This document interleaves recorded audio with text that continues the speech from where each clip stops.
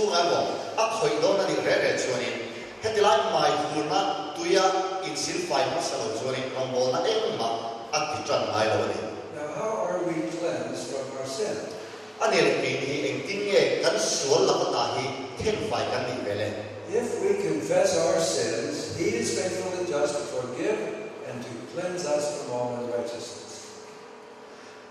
Ani ne na ngai dam kan din chuan Isu Krista me ngai dam kan din chuanin ani chu kan fel lo na zong ngai dam turin atling to kan ni atiani.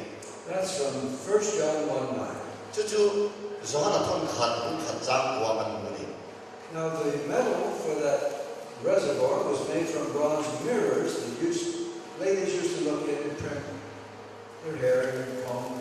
Khatilaya tui an da na kha da tanga siam ni a chu ti hun lai chu da ta chu mei sia ten in en na ta da khla ti lo chu nam de hen mo in en na ta takin an sia ma an mang chi na ni.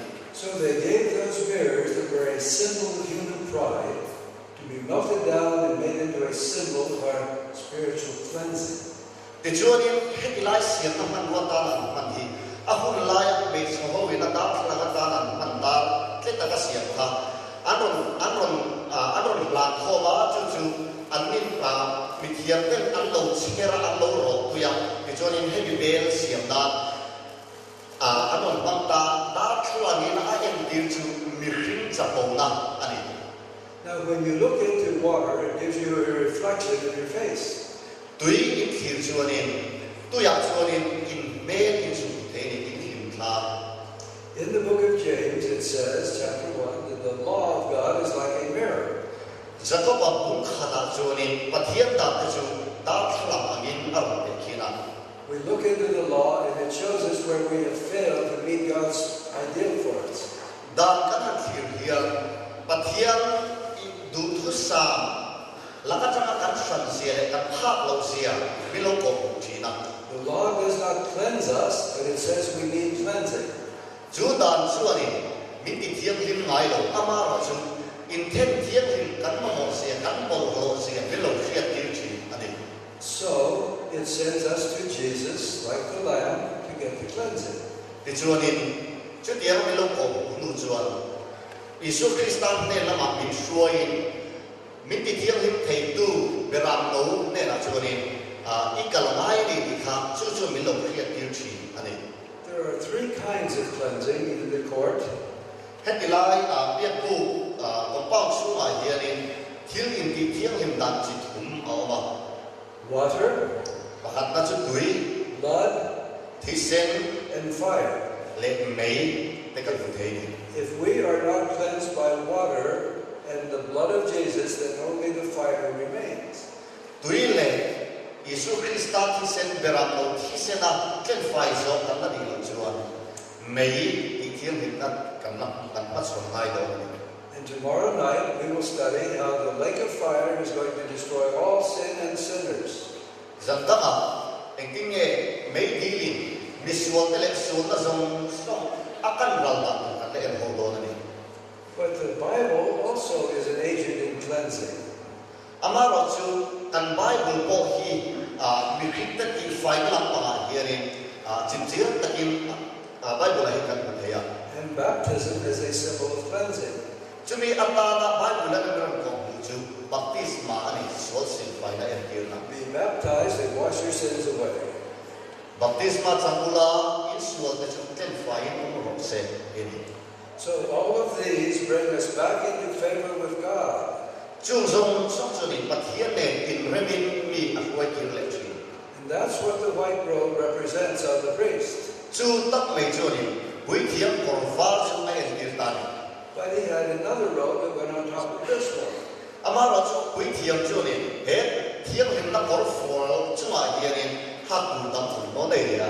It's made of blue, Dum bo na sia ma dia. and in the Bible, blue has special meaning. Bible kan en chu ni rong pol hianin enge mo sia tak ani. In the book of Numbers, chapter 15, it tells us all the Israelites were to wear something of blue. Number so mga at siya chu ni Israel fa ni song apoli na ni tuam dura ni ti kan bu. And when they looked on the blue, they were to remember the commandments an ha ni chuan pathian da zong zong chu an thim lunga khia chuak la in chu tiang ang khap chuan in an nung tur ani. So the blue is the covenant color. Chu van chuan in rong pol chuan in thudiam na intiam na ai tir ani. It represents loyalty to God and obedience to His commandments. Pathian la ka rin om na le adan te zong tur in pe na ako ani. Now on the bottom of that blue robe are two things. The jury chu thom chu sil fen pol mora chuan in thil pati kan puthea. There are golden bells. Pakhada chuan in darasiam tinging awmani. And there is fruit in the form of a pomegranate. Din theira lem pomegranate lem awmani. Notice three colors: red, blue, purple for the fruit. Hetilai theira lem ata hianin rong sente apodu le apol awmani. These colors are all important in the sanctuary. These colors are all important in meaning in the sanctuary. He rong chi thum te hianin kha biakbuk Rawngbawlna khani om se thui tak an nei pek ani. Red is the color of sin. Rong sen hianin sualna a em tira. It is also the color of blood. Thi sen rong ko ani bong ani. So Isaiah 1:18 says, though your sins be as scarlet, they'll be as white as snow. Israel bukha cha som pariat kan bong khan in sual te chu sen la ai sen to ma sila pura hi ka tivar le an ko alo ti bong ani khan. When we bring our sins to Jesus and they're covered by His blood, we are clean, pure as white.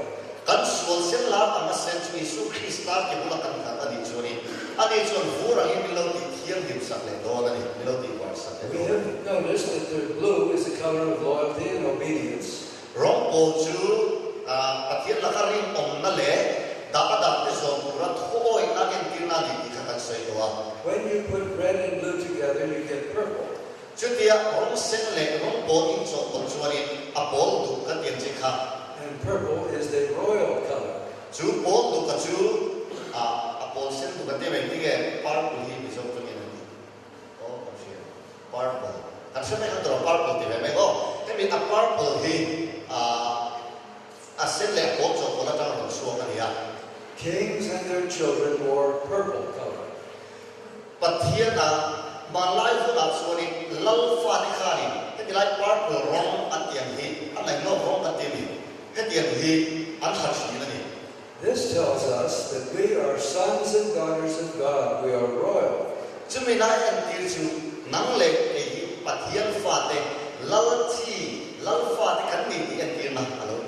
No matter what tribe or nation we are from.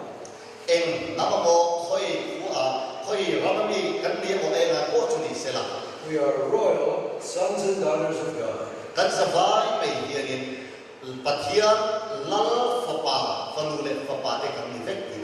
If we have accepted Jesus in our heart.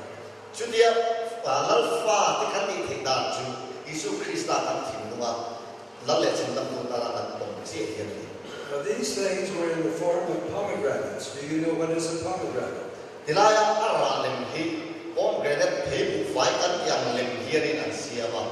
A pomegranate is a fruit with many, many seeds inside.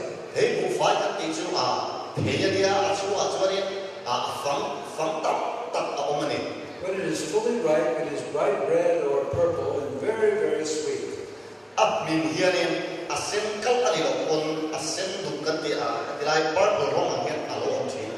it is not ripe, it is sour. Now, what kind of fruit does God want in the lives of His people, His priests?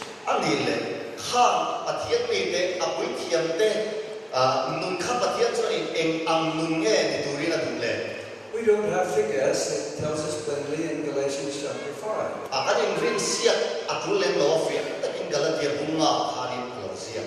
The fruit of the Spirit is love, joy, peace, long-suffering,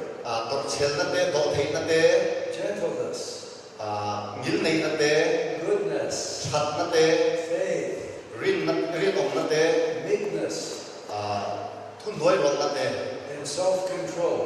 mani thunum theina te These 9 things God wants to be in the life of each one of us. chung tharau ra akwa te chu pathian chu ni kan na vet tu hian mi tu ani So you should study the Bible to learn about these things and how we can reflect them to others. chung chu thafia te tu rin ba dura tang in sir ti ra aya chu te in sia sia tu wa chu ni chu ra chu mi dan ka mu tu rin nang ma ni a ho ve te do na ni The golden bells represent communication between the priest and his people. hetilaya da asiam tengeng hian ni a yan ki chu Puithiam le mi hring a Rawngbawlna mi hring ate kara in lai chi na kha ai yan ki ra ni Now the blue robe represents everything that is done inside the building of the sanctuary, the holy place, the larger room. Rawngbawlna hian ni Biakbuk Puithiam hima an na tho zong kha aron en ti ra You see in the picture they have walls of gold, abang milema bang hian en taula abang ti ra ka cha siam an nia and you see 3 pieces of furniture there. achua chuanin bungrot chi thum kan hu the ni On the north side you have a table with 12 loaves of bread, marlam pa chuanin do ka achua chham som le ani in cher chuanin hu the ya their bread was flat and round, more like a chapati. hetilaya chan da te hi a phe ka lia a pial ani ko ka a tra ka ti ne hi ang via o me What did that represent? chu chuanin enge a en tir nia It represented Jesus, the bread of life who came down from heaven. chu chham chuanin chham nung Isu Krista wa na ta lo chu a en tir ani And the priests were to eat this bread every Sabbath and replace it with fresh bread. chu chham chu sabat lia pia in Puithiam ka chuanin an Aizawl chu atharin athar an da le purani atharin chak le chi purani Now once Jesus told a group of people that were in the synagogue in Capernaum, Capernaum Isu Krista sinagoga alu tu khanin khatilai kho hon singa khan ta hian soya it's recorded in John chapter 6. chu chansin cha sa hada bung ka an hu the Jesus said, if you don't eat my flesh and drink my blood, you won't be in the kingdom of heaven. Isu Krista chu ho singa chuanin ka tak sa le ka thisen hi in eya in ani lo chuanin ka pa ra ma chuan chang re in nei lo ma ma te And they said, what? He wants us to be cannibals, eat his flesh and drink his blood? why ani hiani thing ei ni turi min du ni mo at tak sa ya thisen ni tu te min ti an te ni They didn't understand what Jesus was saying. Isu Krista ya soi an tu an se thiam phala ni He was saying, just as you eat bread, chew it, and it becomes part of your body through digestion. Isu da soi tu chu chang in han eya in han thria la in lema chu ni in kuma in han dai se sa na ma ni tak sa pe na alo chang an ha You must take me into your spiritual life and digest me. in tharau mun ta chu ke hi min lamu din min eya na min thria la ga ta chu ni min dai se se purani ati So how do we do that? chu chu ti ne kan ti ben le We study the Bible. Bible zil atangin ani Jesus is the living word. Isu Krista chu thunum chu ania The Bible is the written word. Bible chu mi thu zia da chu ani But now we don't just take a snack, run with it. chu ka dia biscuit katla pui no lo lam chi hi ni lo ba The food that does us good is the food that we chew and chew and chew, and it becomes part of us through digestion. kan tak sai na athat pui cho ang chi re rai hi chu mun ta hi kan thiala ta chu kan lo pai cho ya i chu kan tak sai chu ta tang cho ni Christian na la that na ku cho chi ni So we must take the Bible and read it, and memorize it, and study it, and pray that God will make it part of us. ti chu kan ti tu chu Bible kan share na chu Bible cha ta chu shet hiam tu rin a von te pui kan phong a ti chu ni chu mi thu chu shet hiam thei se tu rin kan ngai ko chu zama trong trai na ne kan trong tu ra ni That is what makes us have a character like that of Jesus. chu dia kan ti chu ni Isu Krista dum chang ang kha kan nei he thei don ani Then in the picture you notice there is a curtain, and before it a small altar made of wood overlaid with gold. Ilaya hian milem ina ne chu ni ilaya mai cha hat ma hianin puan pol in zan in buthega They would put incense on the hot coals on that altar.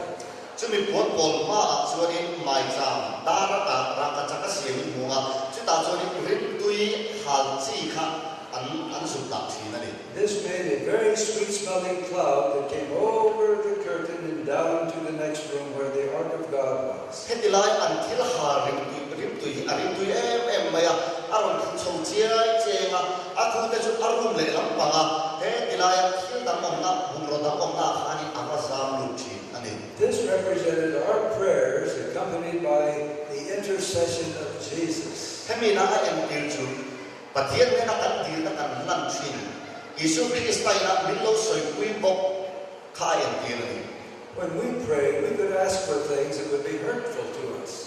ajam chuanin kan chong try pathian ne na thil kan dil hian kan thil dil na chu kan that pui lo u thil ani the But when we pray in the name of Jesus, ama ro chu kan chong try to pa Isu Christa mi kan dil ani chuan we are asking Him to take our prayer and add His intercession to make it acceptable to a holy God. kan chong try na chu Isu Christa chuan pathian ma milo soi kuya kan that na tura lo siam re tu khani kan dil ti na ani And prayer is not just asking for things. chong try na hi pathian thil han dil na ngor mo hi ani lawa Prayer is praise and gratitude to God. trong trai na hianin pathian ne na lo thu soi na te kan him zia han shim chin te hi apela ni Prayer is praying for other people. trong trai na mo trong trai na chuani midam ta na dil sak na te ko del chin tu na dia So if we want to have a character like Jesus, we're going to feed on the Word like the table of showbread. Isu Christa mo chang